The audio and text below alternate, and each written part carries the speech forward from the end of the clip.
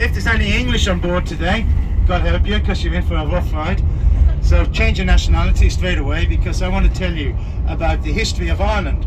And in order to do that, I have to tell you how we were affected by the Bits. Okay, that's the hospital here behind me. I'm not going to say a great deal about this Royal Hospital. It's a beautiful building. And on the way home tonight, I will show you the Royal Hospital as we come around the corner, and you'll see it better. Just up here on the left hand side of these lights and across the way is a prison, and it's called Kilmainham Jail.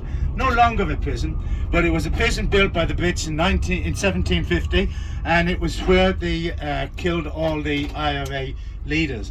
Now we have two types of IRA. We have them we don't want to talk about and who don't represent Ireland, and we have them who are the old IRA. Later on this afternoon I will show you St. Coleman's, and one of the areas in St. Coleman's is a grave, and it says Old IRA.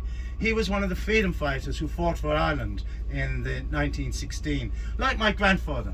My grandfather was a right bad, I can't say the word because it's not a good word, but he was a killer, and he was the leader of the IRA in the west of Ireland, and blood meant nothing to him if you wore a British uniform. Okay, so I'll tell you about him later and what he done to the family, and it affected all the families.